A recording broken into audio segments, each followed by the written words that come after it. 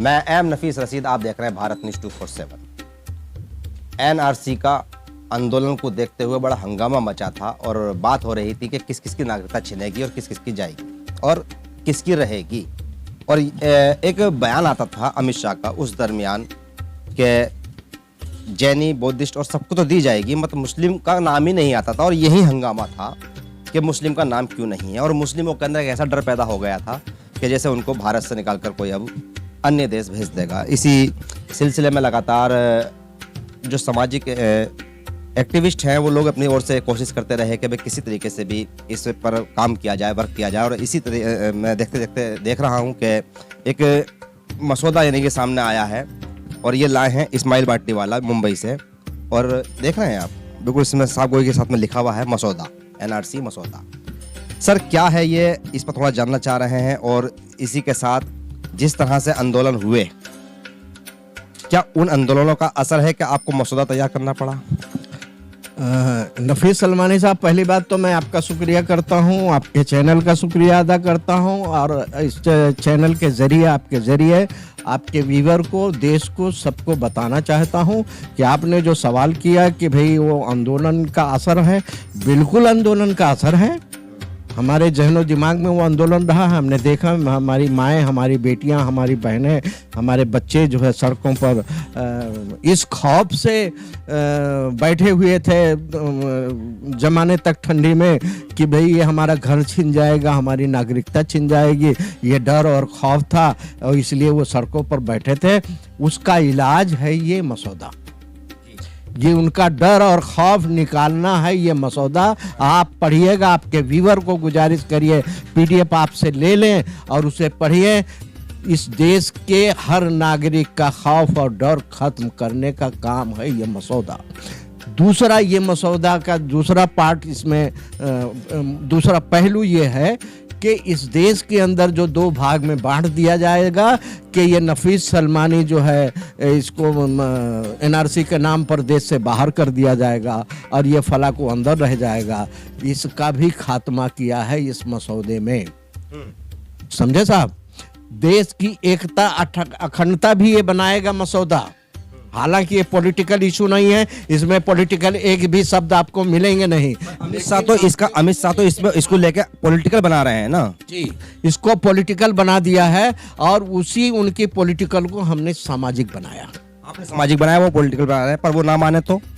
हाँ, ना माने तो? देखिए, ये लोकतांत्रिक देश है साहब, ये लोकतांत्रिक देश है। यहाँ जनता की चलती है, यहाँ मंत्रियों की नहीं चलती, सरकारों की नहीं चलती है। अभी बहुत दिन नहीं हो गए हैं सलमानी साहब कि यहाँ पर जो है जब किसान सड़क पर उतर आया तो सरकार की बनी बनाई बिल, समझे साहब, वो वापस लेना पड़ा है। इसी तरह उनका जो भी है, अमित शाह का बयान हो या मोदी साहब का बयान हो, ये सरकार जब, देश की जनता जब सड़कों पर आएगी ना, तब उनको अपना सब कुछ मंसूबा अपने झोले में रखना पड़ेगा।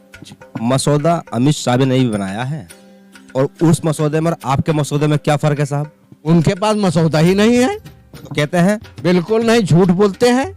अगर है, संसद में कहा है कि एनआरसी आएगा, मसौदा तैयार है। ठीक है, वो मंत्री हैं, वो नेता है किसी पार्टी के।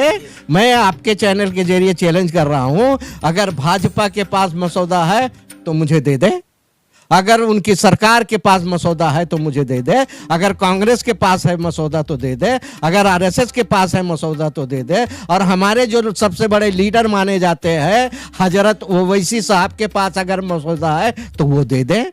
हम उस मसौदे को भी पढ़ लेंगे और इस मसौदे के सामने मुआवजा करेंगे। अगर उनका मसौदा बेहतर रहा तो मैं गवाही देता हूं कि उस मसौदे के साथ खड़ा होऊंगा और ये मेरा मसौदा मैं फाड़ कर फेंक दूंगा। नहीं, फिर भी एक बात और आती है कि अपने असदुद्दीन ओवैसी का नाम लिया और अमित शाह की बात हम कर रहे हैं।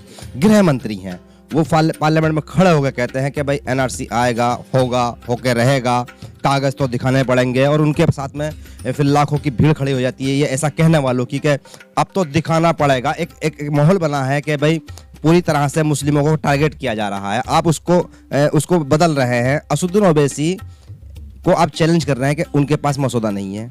बिल्कुल नहीं है। तो वो फिर क्यों कहते हैं कि एनआरसी का मसौदा हमारे पास भी है? वो बता दें।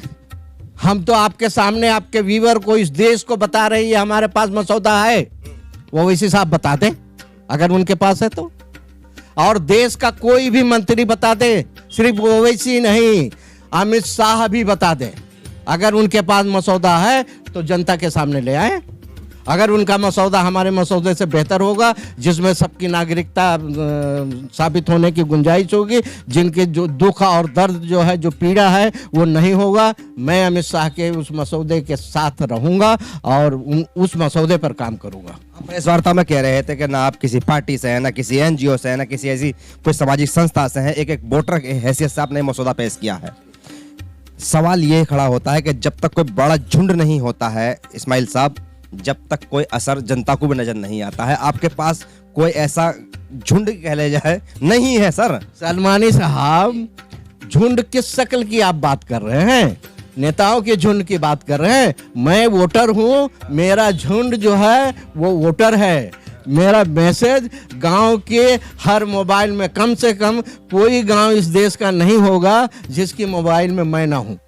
हाँ, ये थोड़ा सा नहीं, मैं आप रामलीला ग्राउंड भरने को अगर झुंड समझते होंगे तो मैं उस झुंड को नाकारता हूँ। वो तो सौदा करने के लिए झुंड जमा होते हैं। कहीं और लेके जा रहे हैं, यानी कि रामलीला मैदान का, तो यानी कि मदनी पे हमला कर रहे हैं। नहीं, बिल्कुल नहीं, मैं मदनी को मैं जिक्र नहीं कर सकता। हर रामलीला ग्राउंड भरने वाला सौदागर है। अच्छा। हर रामलीला भरने वाला हर कोई सौदागर है। देख लीजिए, इतने लाख इतने करोड़ लोग मेरे साथ हैं। बोल मेरे इतने सर का सौदा क्या होगा? ने भी आंदोलन किया, केजरीवाल ने भी आंदोलन, सब ने सौदा कहा था? सब सौदागर है, सबका सौदा है। आप देख लीजिए, गिनती कराइए। मुझे ये सवाल आपने पहले से पूछा होता तो मैं डाटा लेके आया होता। इत्तेफाक आपने वो सवाल कर लिया, जो डाटा मेरे पास नहीं है।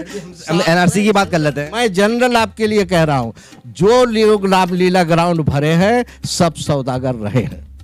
फिर भी चलिए, रामलीला ग्राउंड में आप सौदागरों की गिनती ये कर रहे हैं सबकी। कई बार ऐसा भी हुआ है कि रामलीला मैदान से देश के अंदर बहुत सारी बातें ऐसी पहुंची हैं और सरकार ने उनको माना भी है। सर, थोड़ा सवाल ये भी है, क्या आप इस मसौदे को लेकर कहां तक जाना चाहते हैं? सवाल पहले सवाल तो नहीं, मैं इस मसौदे को लेकर हाँ, पहला तो सवाल ये है कि बहुत सारे ये हुए हैं, मैं आपको बता, ऐसे आंदोलन हुए जिनका असर हुआ है और देश हित में फायदा हुआ है। आप क्या समझ गया किस आंदोलन की बात कर रहे हैं? समझे साहब? देश हित में फायदा हुआ है सर। अरे सुनिए, तो मैं उस आंदोलन की बात करिए जा रहा हूँ। मैं उसी आंदोलन के, अभी जो आखिर का जो आंदोलन रहा वो किसानों का आंदोलन रहा है। मैं यहाँ पर बताए जा रहा हूँ, किसानों का जो आंदोलन आपके दिल्ली के आसपास हो रहा था, मुझे घेरा गया था। समझे साहब? मेरे साथियों ने घेरा था कि किसान आंदोलन में चलिए। शब्द ये स्टेटमेंट सिर्फ जो है नफीस सलमानी के चैनल को जा रहा है पहली बार। समझे साहब? मैं अपने मिशन में दिल्ली, कलकत्ता, इधर उधर सब घूमते रहता हूँ पागलों की तरह। मैं उस समय दिल्ली में था, मेरे साथियों ने मुझे पकड़ा और मेरे साथ मीटिंग की कि हजरत आप भी चलिए, किसान आंदोलन यहाँ पर बैठा हुआ है, किसान बैठा हुआ है, उसके दुख दर्द के साथ जो है आप भी चलिए और उसमें शरीक हो जाइए।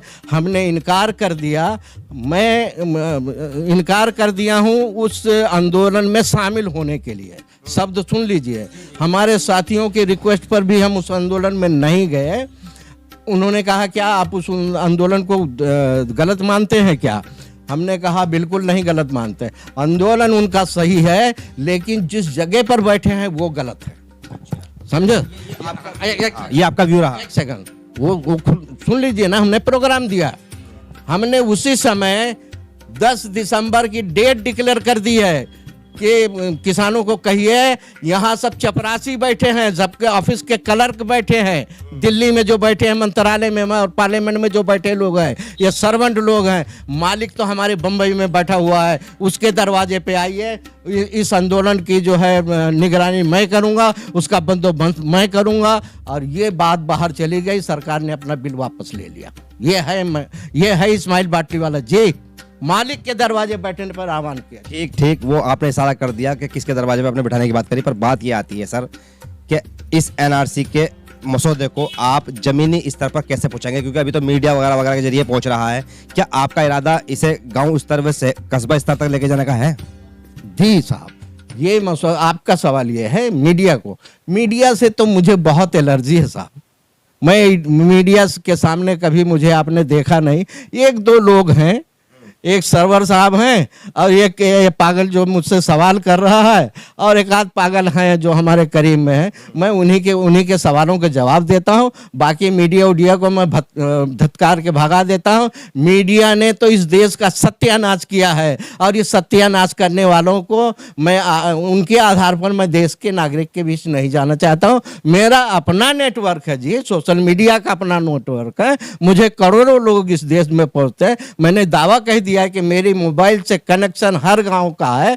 मुझे क्या जरूरत है यार इन मीडियाओं की? मैं जो लिखता हूं 100% वहां तक पहुंच रहा है। बीच में कोई एडिटर नहीं है। मेरा संपर्क में आम नागरिक से है। मैं एक वोटर हूं, दूसरे वोटर तक मेरी बात जाती है। अब रहे सवाल ये एनआरसी मसौदा जो हमने बनाया है, ये हर घर की ज़रूरत है। ये हर व्यक्ति का दस्तावेज है, और ये हर घर में ये फाइल मैं नहीं पहुंचा पाऊंगा। मेरी हैसियत नहीं है कि 140 करोड़ लोगों के यहाँ मैं पहुंचा पाऊं, लेकिन इसकी कॉपी निकाली जा रही है। लोग प्रिंट निकाल रहे हैं, अपने घरों में इसको फाइल बना के रख रहे हैं दस्तावेज की शक्ल में।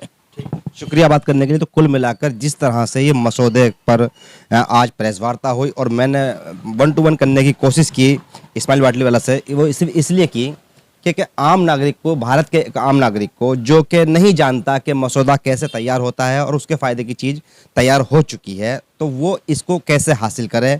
तो मसला सारा इन सवालों का और इस जानकारी का यही था कि भाई आप इसको कैसे हासिल करें। तो हम इसके लिए फ़ोन नंबर भी इस पर देने के दे रहे हैं, जो कि इस्माइल बाटली वाला का है, PDF, और मैं भी PDF लेके आप लोगों को शेयर कर सकता हूं, क्योंकि अगर कोई मांगेगा तो देने में मुझे भी कोई हर्ज नहीं है। बहरहाल अपने स्तर से ये कोशिश की जाए कि एक दूसरे के जरिए इस मसौदे की PDF को पढ़ा जाए, फाइल को पढ़ा जाए, और पढ़ते पढ़ते एक दूसरे को शेयर किया जाए इस शक्ल में, जैसे कि कहा जाता है ना कि इस संदेश को 11 लोगों को भेजो आपको जन्नत मिलेगी। तो इस संदेश को आप भेजो, आपको नागरिकता मिलेगी। मैं एम नफीस रशीद, आप देख रहे थे भारत न्यूज़ 247।